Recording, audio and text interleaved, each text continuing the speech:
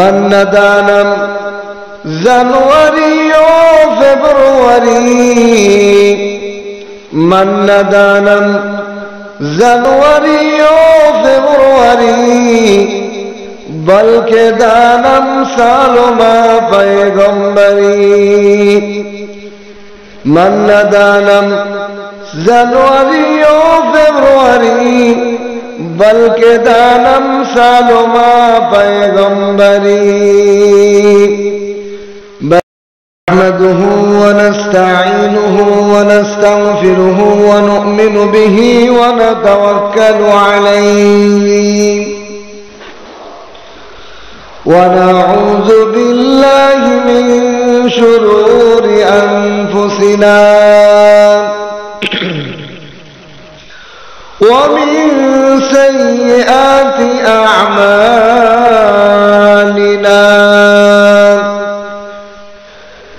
من يهده الله فلا مضل له ومن يضلله فلا هادي له ونشهد أن لا إله إلا الله لا خالق إلا الله ولا مالك إلا الله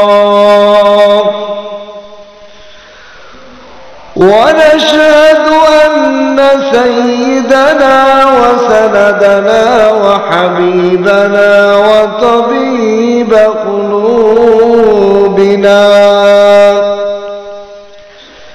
ومولانا محمدا عبده ورسوله أما بعد فأعوذ بالله من الشيطان الرجيم بسم الله الرحمن الرحيم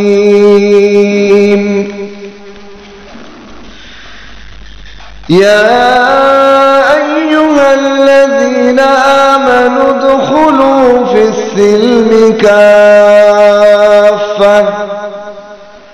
ولا تتبعوا خطوات الشيطان إنه لكم عدو مبين.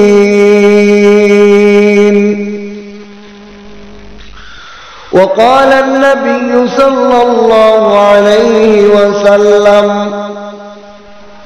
حاسبوا قبل أن تحاسبوا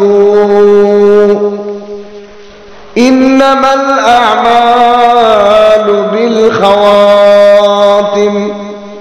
أو كما قال عليه الصلاة والسلام. وقال رسول الله صلى الله عليه وسلم من تشبه بقوم فهو منهم أو كما قال عليه الصلاة والسلام. بارك الله لنا ولكم في القرآن العظيم ونفعنا وإياكم بالآيات والذكر الحكيم. من ندانم جنوری و فبروری من ندانم جنوری و فبروری بلکہ دانم سال ما پیغمبری من ندانم جنوری و فبروری بلکہ دانم سال ما پیغمبری بلغ العلا بکماله كشف الدجى بجماله حسنت جميع خصاله صلوا عليه وعلى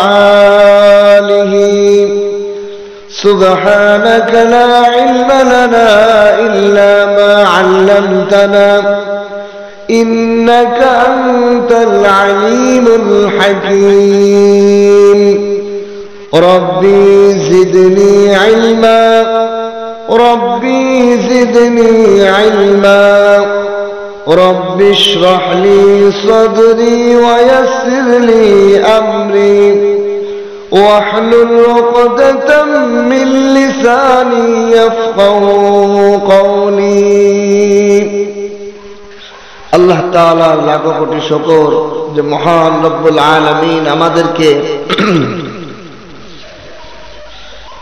জামাদুল উলার 26 নম্বর তারিখ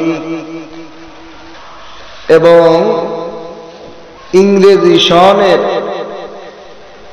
ডিসেম্বরের 31 তারিখ জুমার দিন মসজিদে আল্লাহর ঘর উপস্থিত হওয়ার জন্য তৌফিক দান করেছেন। এজন্য কালিমাতুশ শুকর আদায় করি আলহামদুলিল্লাহ। আল্লাহ তাআলার দয়া এবং মায়া, রহমত এবং বরকত যদি আমাদের উপর থাকে, কোরআনে কারীমের একটি আয়াত আমি তেলাওয়াত করেছি। এই আয়াতের ভিত্তিতে আল্লাহ যেন এমন কিছু কথা আমাদেরকে বলার তৌফিক দান করেন, যেই কথাগুলো আমি আলোচকেরও উপকার হয়, যারা শ্রবণ করতেছে তাদের যেন হিদায়াত হয়ে যায়।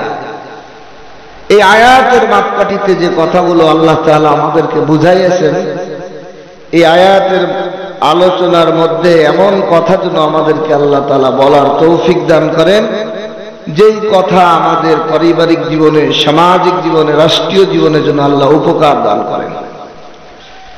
এই আয়াতের থেকে যেন আল্লাহ এমন কথা বের করে দেন, এই কথাগুলো আল্লাহ তাআলার সমস্ত মাখলুকাতের উপকারের কথা যেন বের করে দেন। বলেন আমিন। আমি খুতবা এবং দুরূদ শরীফের পরে কোরআনে কারীমের একটি আয়াত তেলাওয়াত করেছি, সূরা বাকারা। ইয়া আইয়ুহাল্লাযীনা আমানু দুখুলু ফিস-সিলমি কাফা,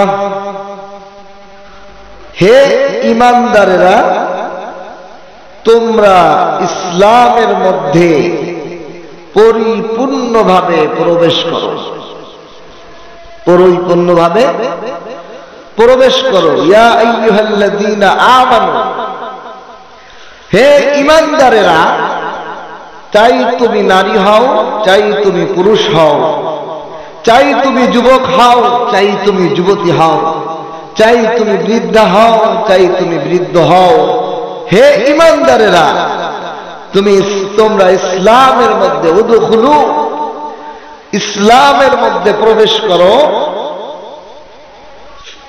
কাফা, পরিপূর্ণভাবে, ফিস-সিলমি কাফা, পরিপূর্ণভাবে ইসলামের মধ্যে প্রবেশ করো। একজন মানুষ যদি ঘরে প্রবেশ করে, এক পাও ঘরের মধ্যে আর এক পাও বাইরে, এই লোকটাকে কি আমরা বলবো যে হে ঘরের মধ্যে প্রবেশ করেছে? এক লোক যদি নৌকায় এক পাও দেয় আর এক পাও যদি ঘাটের মধ্যে রাখে, ওই লোককে কি নৌকায় প্রবেশ করেছে বলা যাবে?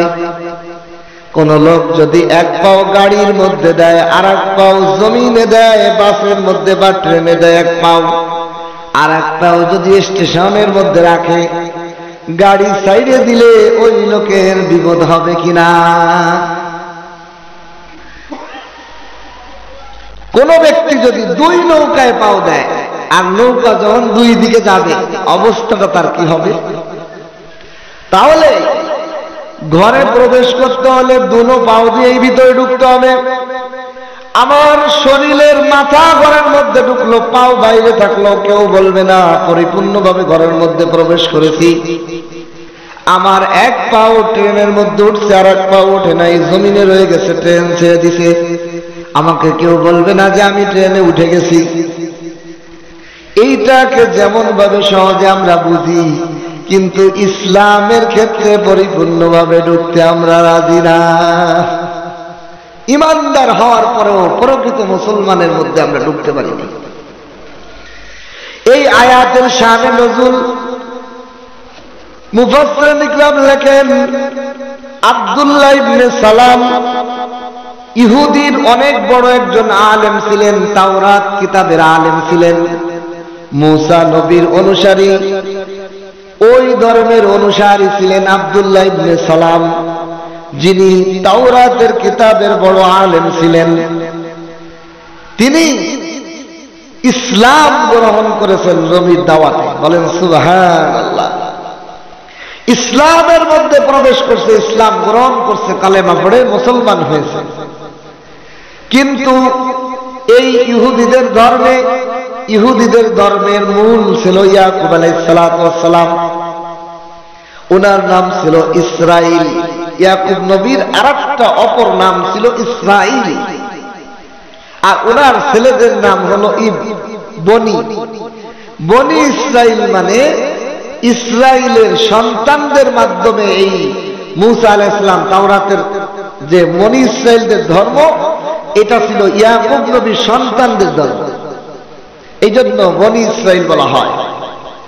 এই ইয়াকুব নবী তার নিজস্ব কোন রোগের কারণে, তার ব্যক্তিগত কোন রোগের কারণে তিনি নিজের উপর উটের গোশত খাওয়াকে হারাম বানিয়ে নিয়েছিলেন। আমাদের সমাজে আছে কিনা এর নমুনা আছে। আমার সামনে এক প্লেট মিষ্টি রাখলো, আমি সব মিষ্টি খেয়ে ফেললাম, কিন্তু অপর ভাইয়ের সামনে মিষ্টি রাখা হয়েছে, একটা মিষ্টিও সে ধরে না। জিজ্ঞাসা করা হয়, আপনি খান না কেন? বলে, হুজুর আমার ডায়াবেটিস খুব চরম পর্যায়ে, মিষ্টির এক টুকরাও আমার জন্য খাওয়া যাবে না। ঠিক কিনা? ব্যক্তিগত কারণে কোনো মানুষ অনেক জিনিস খায় না, ডাক্তারের নিষিদ্ধ থাকে না, শারীরিকভাবে অসুস্থতার কারণে খাইতে পারে না। ইয়াকুব নবীর শরীরের মধ্যে একটা রোগ ছিল, ওই রোগের কারণে উটের গোশত খেলে ক্ষতি হইত। এই জন্য উনি নিজের উপর উটের গোশত খাওয়াকে নিষেধ, বা হারাম মানে কি নিষেধ, আর খাবো না।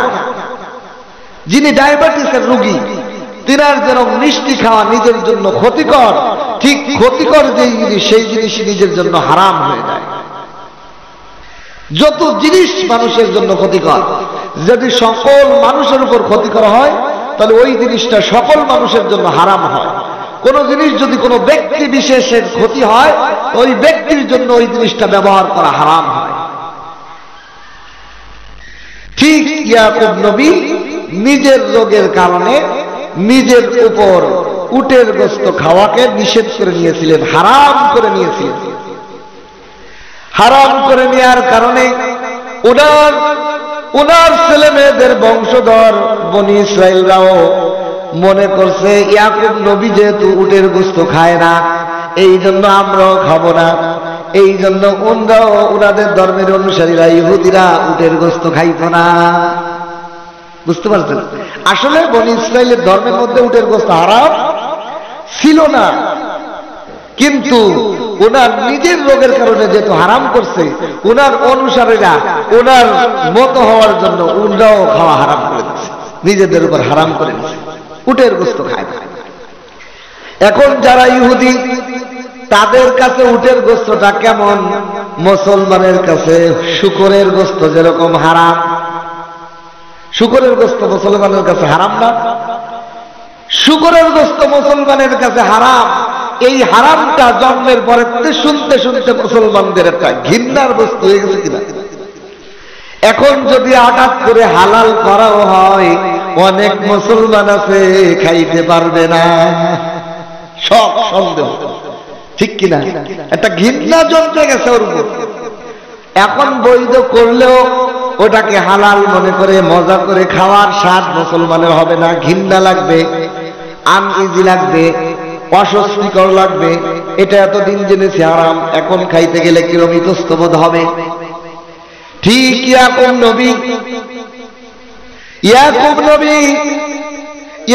নবীর নিজের উপর নিজের রোগের কারণে উটের গোশত খাইতেন না। ইটের গোশত না খাওয়ার কারণে ওনার বনি ইসরাইলরা, ওনার ধর্মের অনুসারীরা তারাও নিজের উপর উটের গোশত হারাম করে নিয়েছিল, অবৈধ মনে করেছিল। এখন এইরকম একজন লোক হলো আব্দুল্লাহ ইবনে সালাম রাদিয়াল্লাহু তাআলা আনহু, যিনি ইহুদি বড় আলেম ছিলেন, ইহুদিদের ধর্মের একজন বড় পণ্ডিত ছিলেন, ইহুদি ধর্ম কঠিনভাবে মানতেন। তিনি যখন ইসলাম ধর্ম গ্রহণ করেছেন, ইসলামের সব আইন উনি মানেন, নামাজ পড়েন, অন্যান্য সব বিধিবিধান পুঙ্খানুপুঙ্খভাবে মানেন, কিন্তু উটের গোশত সামনে দিলে খায় না। কি করে না? উটের গোশত সামনে দিলে খায় না। কেন? আগের ধর্মে থাকার সময় তো এটা শুকরের গোশতের মতো অনীহা তৈরি হয়ে গেছে। যেহেতু আগে ইহুদি ধর্মেতে ছিলেন, আর ইহুদি ধর্মের মানুষেরা ইয়াকুব নবীর কারণে ওটাকে নিষিদ্ধ মনে করে নিয়েছে, এই জন্য ওটা একটা নিষিদ্ধ খাবারের মতো। এখন হালাল হওয়া, মুসলমান হওয়ার পর, হালাল বৈধ হওয়ার পরও তার খাইতে ইতস্তবোধ হয়। আল্লাহ। আব্দুল্লাহ ইবনে সালাম মুসলমানদের সাথে নামাজ পড়ে, মুসলমানদের রোজা রাখে, মুসলমানদের সাথে হজ করে, মুসলমানদের সাথে সব আমল করে, কিন্তু উটের গোশত সামনে দিলে খায় না। সাহাবায়ে কেরাম যখন এটা দেখতে পারলেন, নবী করিম সাল্লাল্লাহু আলাইহি ওয়াসাল্লামের কাছে প্রশ্ন করলেন, নালিশ দিলেন, ইয়া রাসূলুল্লাহ, ইয়া হাবিবাল্লাহ, আব্দুল্লাহ ইবনে সালাম তো মুসলমান হয়েছে, কিন্তু ইসলাম ধর্মে উটের গোশত হালাল, কিন্তু আব্দুল্লাহ ইবনে সালাম উটের গোশত খায় না। নালিশ দিয়ে দিলেন। থাকে কিনা মানুষ? এই মিয়া, যে ব্যক্তির বন্ধু, দুই বন্ধুর এক বন্ধু যদি কোনো ভালো আমল করে আর এক বন্ধু না করে, তা ওই বন্ধু যায় তার বাপের কাছে বলে, আমি এটা করছি, আপনার ছেলে যে করে না, আমাকে যে করে না, এরকম নালিশ করে না। গার্জিয়ানের কাছে সাহাবায়ে কেরাম যায় নালিশ করলেন আব্দুল্লাহ ইবনে সালামের ব্যাপারে। এ সব মানে, কিন্তু উটের গোশত কেন খায় না? এটা তো ইসলামে হালাল। আল্লাহ রাসূলের কাছে নালিশ যখন করলেন, আসমান থেকে আল্লাহ রাব্বুল আলামিন জিবরাইলে পাঠাই দিলেন, ও জিবরাইল যাও, আমার নবী সমাধান কি দিবে তুমি নিয়ে যাও সমাধান। কি সমাধান? ইয়া আইয়ুহাল্লাযীনা আমানু দুখুলু ফিস সিলমি কাফা, ইয়া আইয়ুহাল্লাযীনা আমানু দুখুলু ফিস সিলমি কাফা, হে ঈমানদারেরা, যারা ইসলাম কলেমা পড়ে মুসলমান হয়েছো, ইসলামের মধ্যে পরিপূর্ণভাবে প্রবেশ করো। একটা মানবা আর একটা মানবা না, এইরকম ইসলাম গ্রহণ করা হবে না। আয়াত নিয়ে আসলেন জিবরাইল আলাইহিস সালাম, নবীকে এসে জানাই দিলেন, হে নবী, আব্দুল্লাহ ইবনে সালামকে জানিয়ে দেন, সে নামাজ পড়ে, রোজা রাখে, সে হজ করে, যাকাত দেয়, সব আমল ঠিক আছে, ইসলামে যেই জিনিস বৈধতা দিয়েছে ওই জিনিসের মধ্যে যদি সামান্য পরিমাণ সন্দেহ শখের কারণে সে যদি উটের গোশত না খায়, তার ইসলাম পরিপূর্ণ হবে না। ইসলামে পরিপূর্ণভাবে হাত ঢুকতে হবে, অর্থাৎ ইসলামে যেই জিনিসকে হালাল বলেছে ওটাকে হালাল জানতে হবে, যেই জিনিসকে হারাম মনে করেছে ওটাকে হারাম মনে করতে হবে পূর্ণভাবে। সে যদি ওটাকে সন্দেহ করে এখনো না খায়, তার ইসলাম পরিপূর্ণ ঢোকা হয় নাই। আব্দুল্লাহ ইবনে সালামকে রাসূল ডেকে বললেন, ও আব্দুল্লাহ ইবনে সালাম, তুমি যদি উটের গোশতকে হালাল মনে করার পরও তুমি যদি না খাও, তুমি যদি শখ সন্দেহ করো, ইহুদি ধর্মে থাকা অবস্থায় এটা হারাম ছিল তোমরা মনে করেছো, আসলে ইয়াকুব নবী নিজের উপর হারাম করেছিল নিজের রোগের কারণে। নিজের শারীরিকভাবে এই উটের গোশত খাইলে ওনার ক্ষতি হইতো, এই জন্য উনি খাইতেন না। আর তোমরা শয়তানের পথ অনুসরণ করে তোমরা নিজেদের উপর হারাম করে নিজের মধ্যে সংশয় সন্দেহ ঢুকায় নিছো। এইটা যদি থাকে ইসলামে পরিপূর্ণভাবে তোমাদের ঢোকা হবেই না। নাউজুবিল্লাহ। আব্দুল্লাহ ইবনে সালাম বলেন, ওই দিন থেকে উটের গোশত আমার কাছে সবচেয়ে সুস্বাদু হয়ে গেছে। বলেন সুবহানাল্লাহ। আব্দুল্লাহ ইবনে সালাম বলেন, এর আগে আমি ইসলাম ধর্মে যেরকম শুকরের গোশত হারাম ছিল, সন্দেহ, শখ, অপছন্দনীয় ছিল, আছে, এরকম সন্দেহ এবং শখ এবং অপছন্দনীয় ছিল উটের গোশত। কিন্তু আল্লাহ পাক যখন আমার ব্যাপারে আয়াত নাজিল করলেন, ওই দিন থেকে আমার কাছে সবচেয়ে প্রিয় হলো উটের গোশত। সুবহানাল্লাহ। এই আয়াত থেকে আমাদের জন্য কি মেসেজ? আল্লাহ বলেন, ইয়া আইয়ুহাল্লাযীনা আমানু দুখুলু ফিস-সিলমি কাফা, হে ঈমানদারেরা, তোমরা ইসলামের মধ্যে পরিপূর্ণভাবে প্রবেশ করো। অর্ধেক মানবা, অর্ধেক মানবা না। যেটা তোমার সুবিধা সেটা মানবা, যেটা সুবিধা না সেটা মানবা না। যেটা তোমার ভালো লাগে সেটা করবা, যেটা ভালো লাগে না সেটা মানবা না, করবা না, এটা নয়। ইসলামের মধ্যে পরিপূর্ণভাবে প্রবেশ করতে হবে। ওয়ালা তাত্তাবিউল খুতুওয়াতিশ শাইতান, এবং শয়তানের পদঙ্ক অনুসরণ করো না। ইন্নাহু লাকুম আদুউম মুবিন, কেননা শয়তান তোমাদের প্রকাশ্য দুশমন। প্রকাশ্য দুশমন। প্রশ্ন হতে পারে, শয়তান কিভাবে প্রকাশ্য দুশমন কিভাবে? আমরা তো কেউ শয়তানকে দেখি নাই। আপনারা কেউ দেখছেন ইবলিস শয়তানকে? কেউ দেখছেন? আমরা কেউ এটা দেখিনি। কিন্তু আল্লাহ বললেন শয়তান তোমাদের প্রকাশ্য দুশমন। তাহলে আল্লাহর কথাটা বোঝা দরকার আছে কিনা? আল্লাহর কথা বোঝা দরকার আছে কিনা? এই আল্লাহর কথা বুঝতে হলে কার কাছে যেতে হবে? আল্লাহর অ্যাসিস্ট্যান্টকে, আল্লাহর প্রতিনিধিকে, আম্বিয়া একরাম, নবী রাসূলগণ, নবীর কাছে জিজ্ঞাসা হবে, ও নবী, আদুউম মুবিন মানে কি? আল্লাহ বলছে শয়তান প্রকাশ্য দুশমনের অর্থ কি? নবী বুঝাই দিলেন উলামা একরামকে, উলামা একরাম বুঝায়, এ দুনিয়ার মানুষেরা, শয়তান প্রকাশ্য দুশমনের অর্থ, সে প্রকাশ্য আমার সামনে তরবারি নিয়ে বা বন্দুক নিয়ে আসে না, আমিও তার সাথে প্রকাশ্য যুদ্ধ করবো এরকম নয়, এরকম দুশমন শয়তান নয়। কিন্তু আল্লাহ প্রকাশ্য দুশমন কেন বললেন? এর একটা কারণ আছে। কি কারণ?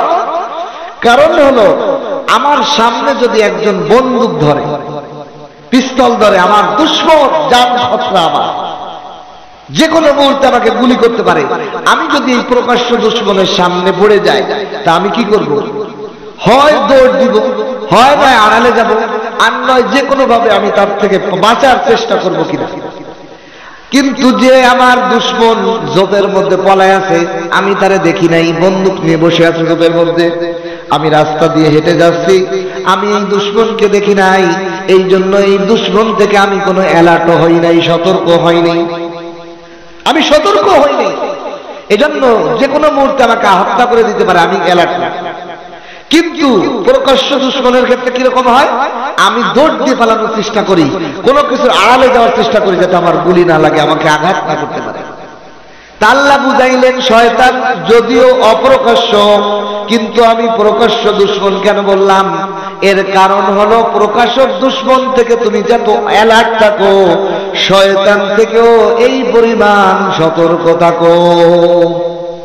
প্রকাশ্য দুশমন থেকে মানুষ যেরকম ভাগে, পলায়, শয়তানের থেকেও এরকম পালানোর জন্য প্রকাশ্য শত্রু বলা হয়েছে। আসলে শয়তান প্রকাশ্য না, গোপনীয়। এজন্য আল্লাহ বলেন, ইয়া আইয়ুহাল্লাযীনা আমানু দুখুলু ফিস-সিলমি কাফা, হে ঈমানদারেরা, তোমরা ইসলামের মধ্যে পরিপূর্ণভাবে ঢোকো। অর্ধেক ঢুকবা, অর্ধেক ঢুকবা, এটা হবে না, পরিপূর্ণভাবে ঢুকতে হবে। কিন্তু আজকে আমরা মুসলিমরা আমাদের কার্যক্রম ইহুদি খ্রিস্টানের সাথে মিশতেছে কিনা বলেন? হাজারো মিশতেছে। বিশেষ করে আজকের দিনটা কি দিন বলেন? 31শে ডিসেম্বর। আজকে রাত 12টার টাইমটাকে কি বলা হয়? 31st নাইট, 31 তারিখ এবং প্রথম দিনের রাত। ইংরেজি নববর্ষে আজকে 12টার সময় হলো প্রথম রাত। বছরের শেষ 12টার আগ পর্যন্ত, 12টার পরে যে আগামী 2022 সালের জানুয়ারি মাসের 1 তারিখে আমরা পদার্পণ করব। ও মুসলমান, এই যে নববর্ষ, এই যে শান গণনা যে আমাদের সমাজে চালু, এগুলোর হিস্টোরি আজকে একটু শোনাই আপনাদের। আমাদের সমাজে 3টা বর্ষ সন চালু, একটা হলো আরবি, একটা বাংলা, আর একটা হলো ইংরেজি। আছে কিনা? বাংলা নববর্ষ, বাংলা বর্ষের গণনা, এটা সম্রাট আকবর, ভারতবর্ষের সম্রাট বাদশাহ আকবর যখন ক্ষমতায় আসীন হন, তখন তিনি ওনার রাজ্য পরিচালনার জন্য উনি একটু স্বতন্ত্র মতবাদ ছিলেন যে আমি আমার মতো করব, আমি কারোটা গ্রহণ করব না। ওনার ভিতর এই চেতনাবোধ বেশি ছিল। উনি চাইলেন আমার এই রাজ্যের মধ্যে আমার একটা সন চালু হবে, এটা আর অন্য কারো হতে পারবে না। এজন্য উনি বাংলাদেশের যে নিয়ম, ফসল কাটে, বিভিন্ন সিজন, ঋতুর সিজন, শীত গ্রীষ্ম, এগুলোর সাথে মিল রেখে একটা বর্ষ শুরু করলেন, এটা হলো বাংলা নববর্ষ। এই নববর্ষটা সৃষ্টি উনি চালু করলেন বাদশাহ আকবর। বৈশাখ, জ্যৈষ্ঠ, আষাঢ়, শ্রাবণ, এইভাবে 12টা মাস দিয়ে উনি একটা নতুন বর্ষ ওনার রাজ্য থেকে শুরু করলেন বাংলা নববর্ষের গণনা। হিজরি সন, ইংরেজি সন কোথা থেকে আসলো? এই ইংরেজি খ্রিস্টাব্দ বলা হয়। ইংরেজি আমরা যদিও 2021 ইংরেজি লিখি, আসলে ইংরেজি না, এটা হলো খ্রিস্টাব্দ। খ্রিস্টাব্দ শব্দ, খ্রিস্ট যোগ অব্দ শব্দ থেকে খ্রিস্টাব্দ আসছে। খ্রিস্ট মানে খ্রিস্টান ধর্ম, রোম, যারা খ্রিস্টান ধর্ম অনুসরণ করে এরা এই ঈসা আলাইহিস সালামকে যিশু খ্রিস্ট বলে, আল্লাহ রব্বুল আলামিনের সন্তান মনে করে, বলেন নাউজুবিল্লাহ। তারা কি মনে করে? যিশু খ্রিস্ট হলো মরিয়মের ছেলে আর আল্লাহর ছেলে, বলেন নাউজুবিল্লাহ। আল্লাহ মরিয়মের যেহেতু স্বামী ছিল না, মরিয়ম আলাইহিস সালামের গর্ভে আল্লাহ তাআলা নিজের পুত্র দান করছেন, নাউজুবিল্লাহ। এই থেকেই তারা তিন খোদা মানত, মরিয়ম, মরিয়মের ছেলে আর আল্লাহ, তিনজন মিলে এই সৃষ্টি জগৎ পরিচালনা করতেছে, বলেন নাউজুবিল্লাহ। এই ঈসা আলাইহিস সালামের জন্মের থেকে খ্রিস্টাব্দ এই আজ পর্যন্ত এই সনকে বলা হয় ইংরেজি সন। এই ইংরেজি সনের আবির্ভাব কে করলেন? জুলিয়াস। উনি রোম সাম্রাজ্যের একজন অধিপতি বাদশাহ ছিলেন, যিনি মিশরীয় রাজ্য যখন গ্রিকদেরকে হটিয়ে জয় করে উনি এই ওনার রাজ্যের মধ্যে, ওনার ইসের মধ্যে উনি রোমীয় একটা সন গণনা চালু করলেন। কোন কোন অভিমতে আছে খ্রিস্টান পাদ্রী সে এই সন শুরু করেছিলেন ঈসা আলাইহিস সালামের জন্মের 750 বছর পরে। ঈসা আলাইহিস সালামের জন্মদিন থেকে নিয়ে এই সনের এই গণনা শুরু হয়েছে। অর্থাৎ এখন 2000, আজকে হলো 2021 সন, ডিসেম্বর 2021 বছর আগে ঈসা আলাইহিস সালামের জন্ম হয়েছে। ওই দিন থেকে এই বর্ষ গণনা শুরু করছে এবং এই ইংরেজি সনের শেষ দিনটাকে রোম সাম্রাজ্যের যারা মূর্তি পূজক ছিল, বিভিন্ন দেব দেবীর পূজা করত, তারা জানুস নামের এক দেবীর পূজা করত। জানুস নামের এক দেবী, জানুস এই দেবীর শরীর ছিল একটা, মাথার মুখ এবং মাথা ছিল দুইটা। এই রোম সাম্রাজ্যরা কিতাবের মধ্যে লেখে 3 লক্ষ মূর্তির পূজা করত। বিভিন্ন বিষয়ে রোম সাম্রাজ্যে পূজা হতো মূর্তি। তার মধ্যে একটা ব্যতিক্রম ধর্মের মূর্তি ছিল জানুস মূর্তি। এই জানুস দেবীর মুখ ছিল দুইটা, একই শরীরের মধ্যে একদিকে একটা মুখ, পিছন দিক দিয়ে ফিরানো, আর একদিকে একটা মুখ। একটা মুখ ছিল বৃদ্ধর মুখ, আর একটা ছিল যুবকের মুখ। এই দেবীর পূজা করত। এই দেবীর দ্বারা তারা ধারণা করত এটা হলো বছরের শেষ এবং শুরুর দেবী, ভাগ্য নিয়ন্ত্রণ দেবী। দেবী, তারা বছরের যেই দিন 31st নাইট ডে যেই দিন ছিল, এই দিন 12টার আগে এই মূর্তির এক চেহারার পাশে যাইত, যায় তার সামনে নাচতো গানতো ফালাইতো আর বলতো, হো দেবী, তুমি আমাদের অতীতের যত ভালো কিছু দিয়েছো তুমি তো দিয়েছো, তুমি তো ভাগ্যদাতা, তুমি আমাদের জীবনের সব ভালো ভালো বিষয়গুলো গত বছরে যা এসেছে তুমি দিয়েছিলে। 12টার আগ পর্যন্ত ওই দেবীর এক পাশে, মুখের এক পাশে এসে, যেটা বুড় বিরুদ্ধ হয়ে গেছে, ওইটার পাশে এসে তারা নাচতো, গাইতো, লাফালাফি করতো, বোমবাজি করতো, বাজি ফুটাইতো, তারা বাজি ফুটাইতো আর লাফাইতো আর গাইতো আর বলতো, দেবী, তুমি অতীত বছরে যতগুলো কল্যাণ এবং ভালো জিনিস আমরা পেয়েছি, এইগুলো তোমার বরকতে পেয়েছি, তুমি দিয়েছিলে। সুতরাং তুমি আমাদের জন্য দোয়া করো, আগামী বছর যেন আমরা ভালো পাই। 12টার আগ পর্যন্ত এই বৃদ্ধ চেহারার পাশে তারা নাচানাচি গান গাইত। যেই আবার 12টা 1 মিনিট বেজে যেত, এই জানুস দেবীর অপরপুর যুবক যে মুখ আছে ওই পাশে যাইতো, ওই পাশে যে বলতো, তুমি আমাদের ভবিষ্যৎ সব দেখতেছো, আমাদের ভাগ্য কি আছে।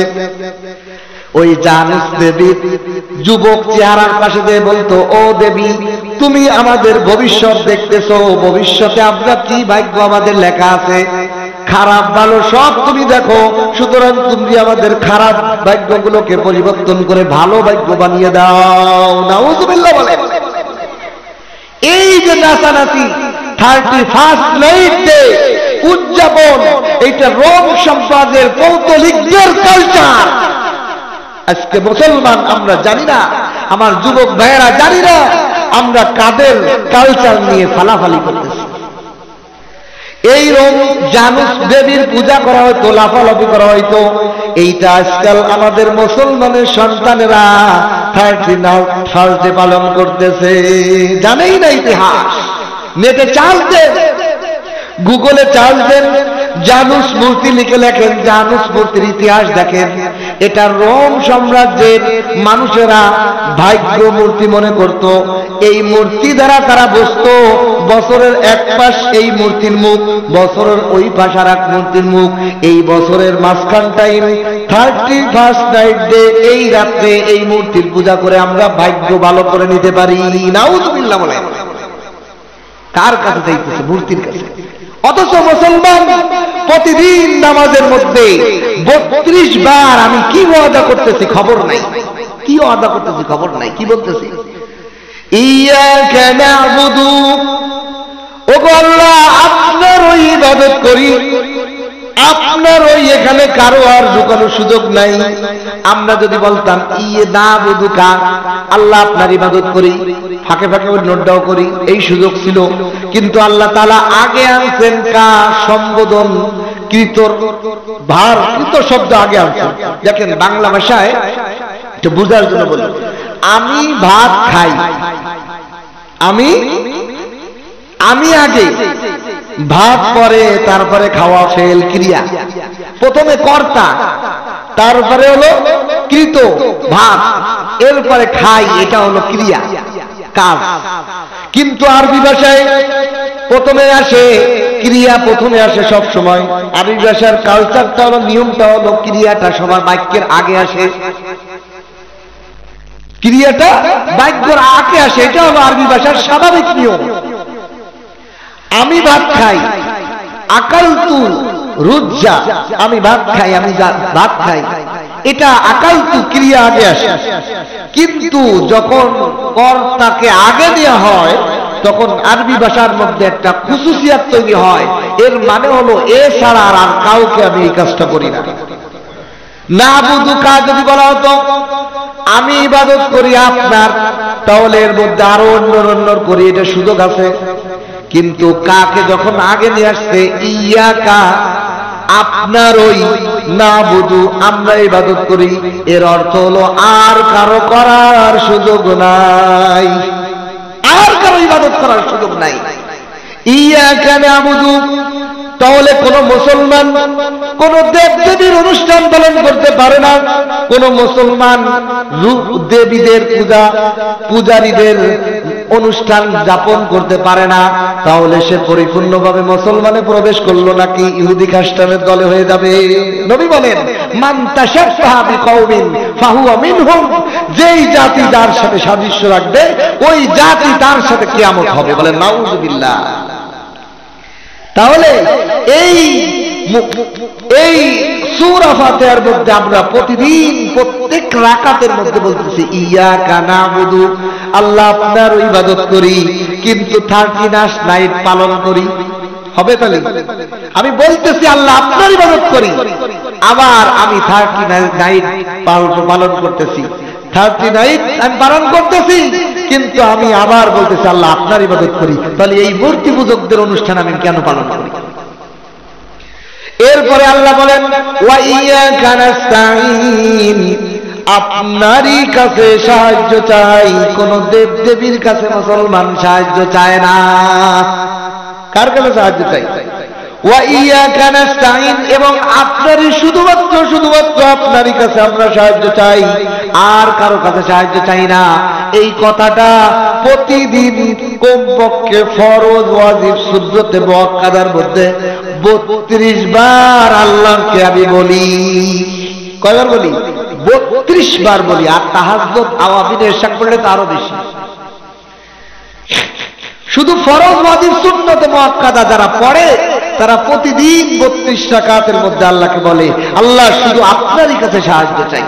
কিন্তু বাস্তবে এসে দেখা যাইতেছে ভাগ্য দেবীর কাছে চাই।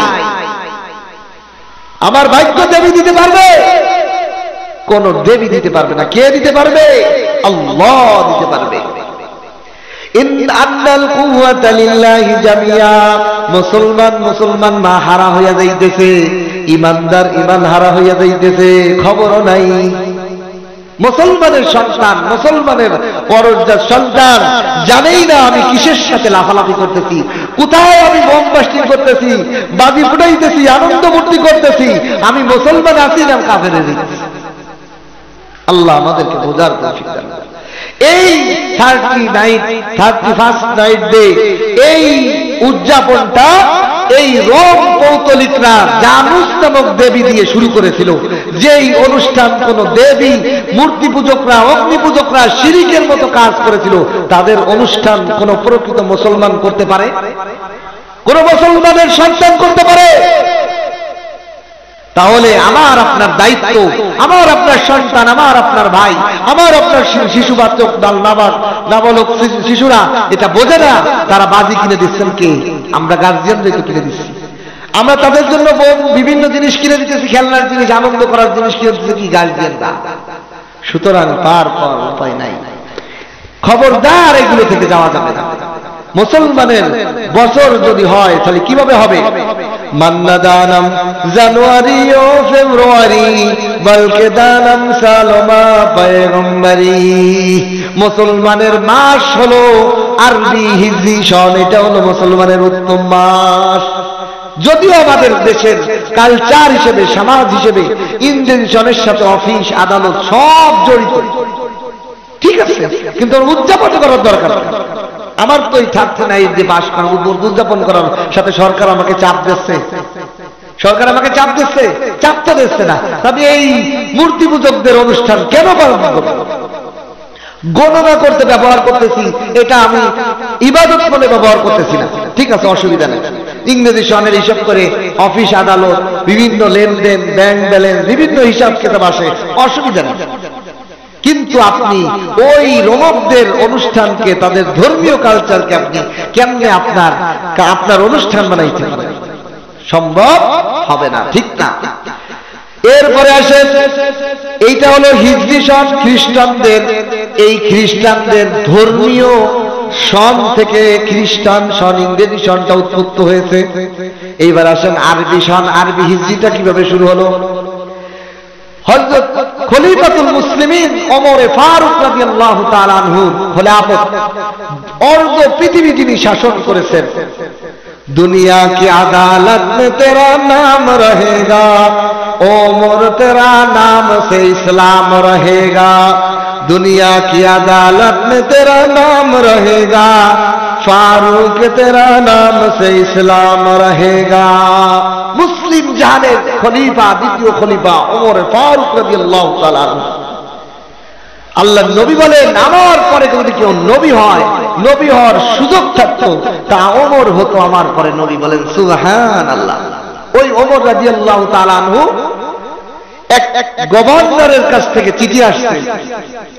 হুযাইফা এক সাহাবী গভর্নর, এক প্রদেশের গভর্নর, ইসলামের অর্ধ পৃথিবী যখন শাসন করতেছেন, এক প্রদেশ থেকে একজন গভর্নর সাহাবী ওমর রাদিয়াল্লাহু তাআলার কাছে চিঠি পাঠাইছে। খলিফাতুল মুসলিমিন ওমর, আমরা যে রাষ্ট্রীয় বিভিন্ন নথিপত্র, বিভিন্ন বিষয়গুলো আমরা লিখে রাখি, আইন লিখি, সংশোধনী লিখি, বিভিন্ন আইন প্রয়োগ করি, দলিল আমলা, হিসাব কিতাব, বাৎসরিক হিসাবের বিভিন্ন রিপোর্ট করি, এই রিপোর্টের মধ্যে তো একটা সনের, একটা বছর গণনার একটা সিল তারিখ থাকা না হলে তো আমরা হিসাবে গড়মিল করব। এটা কোন বছর হয়েছে, এটা কোন বছরের হিসাব। আমরা এইগুলোর জন্য আমাদের একটা ইসলামিক সনের দরকার।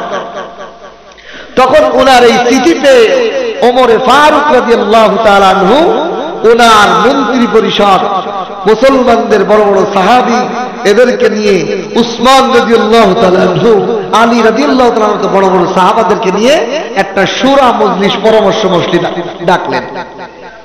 যে চিঠিতে পাঠাইছে এটা তো প্রয়োজনীয়। রাষ্ট্রীয় বিভিন্ন নথিপত্রতে বছর বা সনের তারিখ থাকতে হবে, সিলমোহর থাকতে হবে, না হলে তো হিসাব কিতাবের মধ্যে গড়মিল বাঁধবে, এটা কোন বছরের হিসাব। এজন্য ওমর রাদিয়াল্লাহু তাআলা সমস্ত সাহাবাদেরকে নিয়ে মিটিং বসলেন, পরামর্শ সভা বসলেন। এই পরামর্শের মধ্যে চারটা মত উত্থাপিত হল। এক নম্বরে কিছু কিছু সাহাবী বললেন ইসলামের মধ্যে একটা বছর গণনা দরকার, সেই বছরটা হবে রাসূলের সাল্লাল্লাহু আলাইহি সাল্লামের জন্মের মাধ্যমে। রাসূল সাল্লাল্লাহু আলাইহি সাল্লাম যে সময় জন্মগ্রহণ করছেন, ওই জন্মদিন থেকে একটা সন গণনা আমরা চালু করতে পারি, একটা মত আসলো। দুই নম্বর মত আসলো যে রাসূল সাল্লাল্লাহু আলাইহি সাল্লামকে যেই দিন নবুয়ত দেওয়া হয়েছে, যেই দিন প্রথম ওহী প্রেরণ করা হয়েছে গারে হিরায়, ওই ওহীর নবুয়তের প্রথম দিন, আল্লাহর রাসূলের ওহীর প্রথম দিন থেকে, নবুয়তের দায়িত্বের প্রথম দিন থেকে আমরা বছর গণনা করতে পারি। দ্বিতীয় একটা মত আসলো। তিন নম্বর মত আসলো রাসূল করিম সাল্লাল্লাহু আলাইহি সাল্লামের মৃত্যু, ওয়াফাত, যেই দিন মৃত্যুবরণ করেছেন, ইন্তেকাল করেছেন, ওই দিন থেকে আমরা মুসলিম জাহানে হিসাব, বছর গণনার হিসাব করতে পারি। আর হযরত আলী রাদিয়াল্লাহু তাআলা মত পেশ করলেন, আলী রাদিয়াল্লাহু তাআলা মত পেশ করলেন এই তিনটা নয়, বরং সবচেয়ে উত্তম হবে রাসূল সাল্লাল্লাহু আলাইহি সাল্লামের হিজরি সন থেকে, হিজরি থেকে রাসূল সাল্লাল্লাহু আলাইহি সাল্লাম যেই দিন মক্কা থেকে হিজরত করে মদিনায় গিয়েছিলেন, ওই দিন থেকে আমরা হিসাব করতে পারি। এখন এই পরামর্শের মধ্যে চারটা মত আসলো। এই চারটা মতের মধ্যে হযরত ওমর ফারুক রাদিয়াল্লাহু তাআলা বিবেচনা করলেন যে রাসূলের জন্ম তারিখ যেহেতু নবী হয় নাই, রাসূল নবী হয় নাই, এইজন্য জন্ম তারিখের মধ্যে মতান্তর আছে। কেউ বলছে রবিউল মাসের 12 তারিখ, কেউ বলছে নবীর জন্ম রবিউল মাসের 9 তারিখ, কেউ বলছে 13 তারিখ। এইভাবে মতানৈক্য আছে। নির্দিষ্ট রবিউল আউয়ালের 12 তারিখ নয়, জন্ম তারিখ নিয়ে মতভেদ আছে। এখন যদি বছর গণনা শুরু করা হয় তাহলে নির্দিষ্ট তো জানাই নাই, তাহলে গণনা শুরু করবো কিভাবে? এজন্য এটাকে বাদ দিই। দুই নম্বরে রাসূল যে নবুয়ত পেয়েছিলেন, তখনও তো নবুয়ত পেয়েছেন সবে মাত্র, এখনো কেন মুসলমান হয় নাই। রাসূলের নবুয়তের তারিখটাও মতভেদ, কোন তারিখ? কারণ ওই সময় তো সাহাবায়ে কেরাম সবাই মুসলমান হয় নাই, এই জন্য দিন তারিখটা সবাই মনে রাখে নাই। এই জন্য এই দিন তারিখের মধ্যে মতভেদ আছে, এই জন্য শুরু করা যায় না। রাসূল সাল্লাল্লাহু আলাইহি ওয়াসাল্লামের মৃত্যু, এটাও নির্দিষ্ট রবিউল আউয়াল মাসের 12 তারিখে ছিল, কিন্তু এটা তো রাসূলের বিদায়। এখন এটা বছরের গণনা শুরু করলে এটা দুঃখের দ্বারা শুরু হবে, এটা দিয়ে যদি বছর গণনা শুরু করা হয়, মুসলমানদের মনের মধ্যে মৌতে রসুলের বিদায়ের কথা আবেগী হয়ে যাবে। এজন্য ওমরে ফারুক রাদিয়াল্লাহু তাআলা আনহু আলী রাদিয়াল্লাহু তাআলা আনহুর মতটা গ্রহণ করলেন আরেকটা কারণে, যে আলী রাদিয়াল্লাহু তাআলা আনহু বললেন, হে খলিফাতুল মুসলিমিন ওমর, রাসূল করিম সাল্লাল্লাহু আলাইহি ওয়াসাল্লাম জীবন দশায় যখন কোন বাদশাদের কাছে চিঠি পাঠাইতেন, তখন তিনি সিল এবং বর্ষর গণনার মধ্যে বলতেন হিজরির দ্বিতীয় বছরে লেখো, এটা হিজরির দ্বিতীয় বছরের চিঠি। রাসূল সাল্লাল্লাহু আলাইহি ওয়াসাল্লাম জীবন দশায় হিজরি সন হিসেবে বলতেন যে এই দিন থেকে এতদিন পর এটা হিজরতের এত বছর পরের এটা লিখে এটা সিল মারো। তাহলে হিজরি সনের সূচনা স্বয়ং রাসূল করিম সাল্লাল্লাহু আলাইহি ওয়াসাল্লাম শুরু করে দিয়েছিলেন। বলেন সুবহানাল্লাহ। এর আগে একটা প্রশ্ন হতে পারে, তাহলে এর আগে গণনা কিরকম ছিল? কিতাবের মধ্যে লেখে, ইতিহাসের কিতাবে লেখে ইসলামী বিশ্বকোষ, ইসলামী বিশ্বকোষের মধ্যে লেখে এর আগে আরব রোমের মধ্যে বিভিন্ন বড় বড় ঘটনার সাথে বছর গণনা হইতো। যেই সময় যেই ঘটনাটা বড় হইতো ওই ঘটনা থেকে তারপরের কয়েক বছর গণনা হইতো, পরে আবার আরেকটা বড় ঘটনা ঘটতো, তখন আরেকটা ওই সময় আবার বছর গণনা হইতো। তার মানে হিজরি সনের আগ পর্যন্ত মুসলমান ইসলামের শুরু থেকে শেষ, মানে ইসলামের হিজরি সন গণনার আগ পর্যন্ত ওই আরব দেশের গণনা ছিল হলো আসহাবে ফিলের ঘটনার পর থেকে। আসহাবে ফিল, যে আবরাহা বাদশা কাবা ঘরকে ধ্বংস করতে এসেছিল, তাকে আল্লাহ তাআলা আবাবিল ঝাঁকে ঝাঁকে পাখি দিয়ে আল্লাহ তাআলা হত্যা করেছিল, বিতাড়িত করেছিল। ওই ঘটনার পর থেকে আরবরা বছর গণনা করত, যে আসহাবে ফিলের আজকে হলো 2 বছর, এটা হলো 3য় বছর, এটা হলো 4র্থ বছর। এইভাবে তারা আসহাবে ফিলের 5ম বছর, 6ষ্ঠ বছর, এইভাবে বছর গণনা করত। কিন্তু মজার বিষয় হলো এই যে 12 মাস, এইটা কলম পৃথিবীর শুরু থেকেই ছিল। বলেন সুবহানাল্লাহ। 12 মাসের মধ্যে কোনো চেঞ্জ হয়নি। কোরআনে কারীমের মধ্যে আল্লাহ তাআলা বলেন, ইন্না ইদ্দাতাশ শুহুরি ইনদাল্লাহি 12 শাহরা ফি কিতাবিল্লাহ। আল্লাহর নিকট নিশ্চয়ই মাস হলো 12টা আল্লাহর নিকট। ফি কিতাবিল্লাহ, লোহে মাহফুজের মধ্যে। সৃষ্টি জগতের মানুষ যখন আসমান জমিন সৃষ্টির আগেই আল্লাহ তাআলা 12টা মাস নির্ধারণ করে দিয়েছিলেন। সুবহানাল্লাহ। 12টা মাস এই আল্লাহ তাআলা পৃথিবী এবং আসমান জমিন সৃষ্টির আগের থেকেই 12টা মাস ঠিক করে দিয়েছিলেন। কিন্তু বিভিন্ন সময়ে ইংরেজরা, যেরকম ইংরেজি এই জানুস মূর্তি যারা দেবী পূজা করত, এই রোমকরা এই জানুস মূর্তির সাথে মিল রেখে এই 31st নাইট ডে পালন করার জন্য ওরা ওই জানুস মূর্তির সাথে মিল রেখে প্রথম তারা ইংরেজি সনের সূচনা করে হলো জানুয়ারি। এই জানুয়ারি শব্দটা আসছে জানুস দেবীর নাম থেকে। জানুস দেবীর নাম থেকে তারা জানুয়ারি নাম উদ্বোধন করে বছর গণনা শুরু করছে, কিন্তু 12 মাস ঠিকই রাখছে তারা। এর আগেও পৃথিবীতে বিভিন্ন ভাবে এই 12 মাসের গণনা হইত, কিন্তু হিজরি সনের শুরু হলে হযরত খলিফাতুল মুসলিমিন হযরত ওমর ফারুক রাদিয়াল্লাহু তাআলা আনহু এই সাহাবাদের সাথে পরামর্শ করে সর্বদিক দিয়ে বিবেচনা করে দেখলেন রাসূলও ব্যবহার করছে হিজরি সন দিয়ে। সুতরাং নবী যেখানে বিভিন্ন জায়গায় বিভিন্ন গোত্রে বাদশাদের কাছে ইসলামের দাওয়াতের যে পত্র পাঠিয়েছেন, দাওয়াতনামা পাঠিয়েছেন, সেখানে হিজরি সনের 2য় বছরের সিল, 3য় বছরের সিল লাগাইছেন। তাহলে এই হিজরি সনই আমাদের ইসলামের বছর গণনার সময় হতে পারে। বলেন সুবহানাল্লাহ। এইখান থেকে হিজরি সনের গণনা শুরু হয়েছে। এই জন্য এই বছর গণনার মাধ্যমে এক হলো মুসলমানের এই ইসলামিক গণনা চন্দ্র মাসের হিসাব, আর ইংরেজি সনটা গণনা হয় হলো সূর্যের সৌরজগতের সাথে সম্পর্কিত। আরবি মাসের দেখেন চাঁদ যদি না ওঠে তাহলে মাস শেষ হয় না, কিন্তু ইংরেজি মাসটা হলো সূর্যের সাথে সম্পর্কিত, সৌর বছর বলে এটাকে।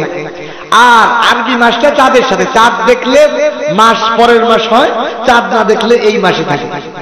এজন্য আর এই আরবি মাসের সাথে মুসলমানদের অনেক বিষয়গুলো জড়িত। এজন্য কোন এলাকায় যদি একজনও আরবি তারিখ সন মনে না রাখে, তাহলে এটা হলো ফরজে কেফায়া, ওয়াজিব আলাল কেফায়া। ওয়াজিব আলাল কেফায়া মুসলমানদের উপর আরবি সনের হিসেব রাখা, মানে একটা অঞ্চলের মধ্যে যদি কেউ আরবি তারিখের কথা মনে রাখে না, তাহলে এই অঞ্চলের সমস্ত মুসলমান ওয়াজিব তরকের গুনাহগার হবে। বলেন নাউজুবিল্লাহ। মুসলমানের ঈদ হয় চাঁদ দেখে, রমজানের রোজা রাখা হয় চাঁদ দেখে, রমজানের রোজা ভাঙা হয় চাঁদ দেখে। এই চন্দ্র মাসের হিসাব রাখতে হবে। আজ হলো জামাদুল উলার 26 তারিখ, জামাদুল উলার 26 তারিখ। এই আরবি তারিখের হিসাব যদি আমরা না রাখি, তাহলে সমস্ত মুসলমানের মধ্যে যদি কেউ না কেউ অঞ্চল ভিত্তিক না রাখে, তাহলে মুসলমানরা ওয়াজিব তরকের গুনাহগার হবে। আর একজন রাখলে সবার গুনাহ মাফ হয়ে যাবে। জানাজার নামাজের মতো, জানাজার নামাজ যেরকম ফরজে কিফায়া, একজন নারীও যদি কোনো লাশের দাফনের জন্য জানাজা পড়ে দাফন করে দেয়, ওই এলাকার সমস্ত মুসলমানের গুনাহ মাফ। যদি কেউ না করে, সবাই গুনার ভাগ হবে, ফরজ তরকের গুনাহ, ফরজে কিফায়া। এই জন্য ইসলামের হিজরি সন এলো, হিজরি সনের হিস্টোরি। এই জন্য মুসলমান জানুয়ারি মাস, এই যে ইংরেজি মাস আমাদের দেশের প্রচলন ব্যবহার হয়ে গেছে, ব্যাংক ব্যালেন্স সমস্ত কার্যক্রমে লাগে, অসুবিধা নেই। কিন্তু আপনি আমি যেন ওই ইংরেজদের দেবীর পূজা করে, তারা ভাগ্য চায়, তারা বছরের শুরুতে ভাগ্য প্রার্থনা করে, জানুস দেবীর পূজা করে, এটা মুসলমান চাইতে পারে না। মুসলমানের বছর গণনা কিভাবে হবে? রাসূল করিম সাল্লাল্লাহু আলাইহি সাল্লাম যখন একটা বছর, একটা হিজরি একটা বছর যাইতেন, উনি বলতেন হাসিবু ক্বাবলান তুহাসিবু, হিসাব গ্রহণ করো। একটা মানুষকে যদি বলা হয় কত বছর বয়স, আমার বয়স 30, এটা খুশির না বেজার হওয়ার? এই যে মানুষের বয়স যে বেশি, একজনের 60 বছর বয়স, একজনের 70 বছর বয়স, একজনের 20 বছর বয়স, এই বয়সের মধ্যে যার বয়স বেশি তার জন্য বিপদ কিনা? কারণ তার ধরেন 70 বছর বয়স বাজেট, এই বাজেটের থেকে যদি 30 বছর চলে যায়, আর কয় বছর আছে? 40 বছর আছে না? কিন্তু যার 20 বছর বয়স, তার 70 বছরের আরো 50 বছর আছে। তার যত বয়স বাড়তেছে, তার হায়াতের দিনগুলো শেষ হইতেছে, হায়াতের দিনগুলো শেষ হইতেছে। কিতাবের মধ্যে লেখে, বরফ ব্যবসায়ীর সেকেন্ডে সেকেন্ডে যেরকম বরফ গলে যায়, একদিনের জন্য ওই বরফ মায়া করে না, ব্যবসার প্রতি মায়া করে না, দোকানদারের প্রতি মায়া করে না। বরফ বলে না তুমি আমাকে টাকা দিয়ে কিনছো, ঠিক আছে আমি গললাম না, এরকম বলে না। বরফ কলম ঠিকই গলতে থাকে, তুলতে তুলতে প্রত্যেক সেকেন্ডে সেকেন্ডে শেষ হইতে থাকে। ঠিক বরফ ব্যাপারী যত তাড়াতাড়ি তার বিক্রি সেল করে নিতে পারবে, তত তার লাভ। আর যত দেরি হবে, দিন যত বাড়বে, তার বরফ গলে গলে পানি হয়ে যাবে, আর ব্যবসা থাকবে না। ঠিক মুসলমানের হায়াত, মুসলমানের হায়াত একটা বছর গেল মানে সে কাঁদবে, হায় আমি একটা বছরে কয় রাকাত নামাজ ছেড়েছি, একটা বছরে কয়টা মিথ্যা বলেছি, কয়টা সুদ খেয়েছি, ঘুষ খেয়েছি, অন্যায় করেছি, হায় আমার একটা বছর চলে গেল, আখিরাতের সামানা আমি কি গুছাইলাম, আখিরাতের সামানা আমি কি গুছাইলাম। মুসলমান তো হিসাব করবে, মুসলমান তো বছর যখন শেষ হবে আল্লাহর দরবারে সিজদায় পড়ে যাবে, ওগো আল্লাহ একটা বছর আমার জীবনের চলে গেল, এই বছরটায় কি আমল করলাম, কিছুই তো দেখি না, কিছুই তো দেখি না আমল, যে আমল দ্বারা আমি আখিরাতে ফায়দা পেতে পারি। একটা বছর তো আমার হায়াত থেকে চলে গেল, আমি কিভাবে নাচা গানা করব, আমি কিভাবে আনন্দ ফুর্তি করব। মুসলমান তো বছর যাবে আর কাঁদতে থাকবে আল্লাহর কাছে, হায় আমার হায়াতের একটা দিন, একটা বছর চলে গেল। হাসিবু ক্বাবলা আন তুহাসিবু। বাচ্চা হারুন আর রশিদের কাছে বাহলুল নামে এক বুজুর্গ আল্লাহওয়ালা পাগল আসতো। বাহলুল পাগল, ওই পাগল বাচ্চা হারুনকে কাছে আসতো, খোশ গল্প করতো, মজাক করতো বাচ্চা হারুন আর রশিদ। কিন্তু বাচ্চা হারুন আর রশিদের দারোয়ানকে বলে রাখছে, ও দারোয়ান, এই বাহলুল পাগল আল্লাহর পাগল, এ পাগলের দেশে থাকে, একে তুমি কখনো আটকায়ো না, যখনই আমার দরবারে আসতে চায় তাকে অনুমতি দিও, আমার দরবারে আসার সুযোগ দিও। এই বাহলুল যখন বাচ্চা হারুনের দরবারে আসতো, বাচ্চা ওর সাথে মজাক করতো, বিভিন্ন হাসি তামাশা করতো। একদিন মজাক করে বলতেছে, এ বাহলুল পাগল, বাহলুল পাগলা, এ পাগলা, এই যে আমার হাতের লাঠিটা তোর হাতে দিলাম, ধর, তোমার কাছে যারা আমানত দিলাম, এই আমানত দিয়ে বললেন বাদশা হারুন বললেন, এ বাহলুল পাগল শোনো, এই লাঠিটা তোমার থেকে যারা নির্বোধ যদি কোনো লোক পাও, তারে এই লাঠিটা আমার দেওয়া আমানতটা তার কাছে পৌঁছে দিবা। তুমি পাগল বাহলুলের থেকে আরো নির্বোধ লোক যদি তুমি দুনিয়াতে পাও, তাহলে এই লাঠিটা তাকে আমার পক্ষ থেকে হাদিয়া দিয়ে দিবা।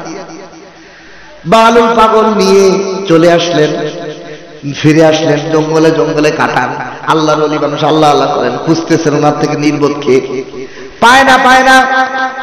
বছর দুয়েক পরে হঠাৎ চলে বাদশা হারুন আর রশিদ অসুস্থ হয়ে পড়ছে, চিকিৎসায় আর ভালো হয় না, মরণাপন্ন অবস্থা, আর বেশি দিন থাকবে না দুনিয়াতে। বাহলুল পাগল বাদশা হারুনের দরবারে গেল, বাদশা হারুনের দরবারে গেল, যায় বাদশার পাশে বসছে। বাদশা দেখে একটু খুশি হয়েছে, আল্লাহ ওলি মানুষ আইছে, একটু দোয়া করলে ভালো হবে। বাদশা হারুন আর রশিদ বলতেছে, বাহলুল, ও বাহলুল, আমার তো হায়াত শেষ, আমি তো সফরে যাচ্ছি, আমি তো সফরে যাচ্ছি। বাহলুল বলে, কতদিনের সফর? কয়ে, বাহলুল পাগল, তুমি কি নির্বোধ নাকি? আমি তো বলতেছি আমার জীবনের শেষ, আখিরাতের সফরের কথা। বাহলুল বলে, ও আখিরাতের সফরে যাবেন তাই নাকি? তাহলে কয়দিনের জন্য যাবেন? কয়দিনের জন্য যাচ্ছেন? সফরে যাবেন আখিরাতে, কয়দিনের সফর? বাদশা হারুন আর রশিদ আরো খেপে গেলেন, বলেন, কে বাহলুল, তুমি কি পাগল নাকি নির্বোধ নাকি? ওইখানে কি একদিন দুই দিনের সফর নাকি? ওইখানে যে সফর, ওইখান থেকে তো আর কোনোদিন ফেরা নাই, যাওয়া আছে, ফিরা নাই, ফিরা নেই। ও বাহলুল, ওখানে ফেরা নাই? ও আচ্ছা, যেহেতু ফেরবেন না, তাহলে সৈন্য সমস্তকে আগে পাঠাইছেন? সৈন্য আপনার কোন সফরের দুনিয়াতে যদি আপনি একদিন সফর করেন কোথাও, তাহলে আগের থেকে আপনার বাহিনী পাঠিয়ে দেন, ভোগ বিলাসের জিনিস পাঠিয়ে দেন, ঘোড়া গাড়ি বহর পাঠিয়ে দেন। আর আপনি এতদিনের জন্য সফরে যাবেন, ফেরবেন না, তা মাল সামানা সফরের সমস্ত ভোগ বিলাসের জিনিস কি সৈন্য সমস্ত পাঠাইছেন? বাদশা বলে, বাদশা হারুন আর রশিদ বলে, বাহলুল, তুই তো দেখছি সাংঘাতিক পাগল, ওইখানে তো কিছুই পাঠানো যায় না, কোন সৈন্য পাঠানো যায় না, কোন ভোগ বিলাসের জিনিস পাঠানো যায় না। তখন বাহলুল বলে, তাহলে কি যেখানে সফরে গেলে ফিরা নাই, যেখানে কয়দিনের সফর সেখানে কোনো জানা নাই, চিরস্থায়ীর জন্য যাইতে হবে আর ফিরা নাই, সেই জায়গার জন্য কি সামানা পাঠাইলে? ও বাচ্চা, দুনিয়ার সৈন্য সামান্য একদিনের জন্য সফর করলে, একদিনের জন্য সরকার প্রধান এক জায়গা থেকে এক জায়গায় গেলে কত ব্যবস্থাপনা হয়। একজন বাচ্চা আপনি কত জিনিস পাঠান ভোগ বিলাসের, আর আপনি চিরদিনের জন্য চলে যাবেন সফরে, সেই জায়গার জন্য কোনো সামানা পাঠান নাই, তৈরি করেন নাই। বাদশা হারুন আর রশিদ চোখের পানি ছেড়ে বলে, কিছুই তো করতে পারি নাই। এইবার বাহলুল বলে, ও বাদশা, এতদিন ধরে আপনি যে আমানত আমার কাছে রাখছিলেন, যে আমার থেকে নির্বোধ কোন লোক পাইলে তাকে তো আমার এই হাদিয়া দিবা, আমি এখন পেয়ে গেছি, আপনার মতো নির্বোধ এই দুনিয়াতে আর কেউ নাই। দুনিয়ার এত বড় বাচ্চাই বললেন, এত বড় জগজমক জীবন যাপন করলেন, এতদিন যেখানে না ফেরার দেশে একবারে সফরে যাইতেছেন, সেখানের জন্য কোনো সামানা গুছাইলেন না, সেখানের জন্য কোনো অগ্রিম ভোগ বিলাসের জিনিস পাঠাইলেন না। আপনার মতো বিয়াক্কেল বোকা আমি আর আমার থেকে আরো বোকা দেখতেছি আপনাকে, আপনার থেকে বোকা আর দুনিয়াতে কেউ পাইলাম না, সুতরাং আপনার দেয়া লাঠি আপনাকেই দিলাম। আল্লাহু আকবার। यही हम सब मुसाफिर है, वही आखिर ठिकाना, कोई आगे रवाना है, कोई पीछे रवाना। 2021 সাল শেষ হয়ে যাবে আজকে রাত 12টায়। 2022 সালে পদার্পণ করলাম, কবরের সামানা কি গুছাইলাম, আখিরাতের সামানা কি গুছাইলাম। আখিরাতের সামানা কয়টা সিজদা আল্লাহর জন্য করলাম, কয়বার সুবহানাল্লাহ আলহামদুলিল্লাহ কোরআন তেলাওয়াত করলাম। আখিরাতের সামানা তো শূন্য। বছর তো শেষ হইতেছে, আখিরাতের সফরের টাইম তো কাছে আসতেছে, ফ্লাইটের টাইম তো কাছে আসতেছে। ইবতিদা মে হায় নামা আর ইমতিহানে হায় নামা। মানুষের জিন্দেগির শুরুটা হলো মৌত থেকে, আর শেষ হলো আখিরাত, অনন্তকাল। এখানে কোনো শেষ নাই। আমরা মনে করতেছি জন্মগ্রহণ করছি, মৃত্যুতেই আমাদের হায়াত শেষ, আনন্দ ফুর্তিতে জীবন শেষ। না না না, বরং আমাদের জীবন শেষ হয়ে যাইতে শুরু হবে মরার পরের থেকে। এজন্য মুসলমান ভাই বোনকে বলবো, এই 31st নাইট ডে পালনের মধ্যে মুসলমান যাওয়া যাবে না। সিজদায় পড়ে যেতে হবে, সিজদায় পড়ে আল্লাহর কাছে কাঁদতে হবে, আল্লাহ 2021 সাল শেষ করলাম, 2022 সাল জীবন হায়াত পাবো কিনা জানি না। কত মানুষ 21 সালে ছিল, 22 সাল আসার আগেই মরে গেছে কিনা। কত মানুষ মরলো, কত মানুষ মরে যাচ্ছে, আমিও তো মরে যাব। হতে পারে 22 সাল আমার কপালে থাকবে না, হতে পারে 22 সাল পাইতে পারি, 23 সাল পাবো না। কি সামানা গুছাইলাম, কি আখিরাতের পুঁজি গিলাম গুছাইলাম ওই জগতে যাওয়ার জন্য। খেলতামাশায় জীবন কাটাইলে চলবে না।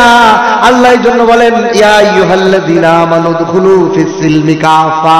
ও মুসলমান, আখিরাতের সামানা হলো 1 নম্বরে ইসলামের মধ্যে পরিপূর্ণভাবে প্রবেশ করো। আখিরাতের সামানা হলো ইসলামের মধ্যে পরিপূর্ণভাবে প্রবেশ করো। ইসলামের গাড়িতে যদি চলে যাও, তোমার সামানার ব্যবস্থা সব হয়ে যাবে। বলেন সুবহানাল্লাহ। আল্লাহ তাআলা আমাদেরকে ইহুদি খ্রিস্টানদের কালচার, ইহুদি খ্রিস্টানদের অনুষ্ঠান থেকে মুসলমান জাতিকে ফেরার তৌফিক দান করুন। মুসলমানদের অস্তিত্ব, নিজেদের অস্তিত্ব বুঝার তৌফিক দান করুন। আমরা কাদের স্রোতে বেশি যাচ্ছি, কাদের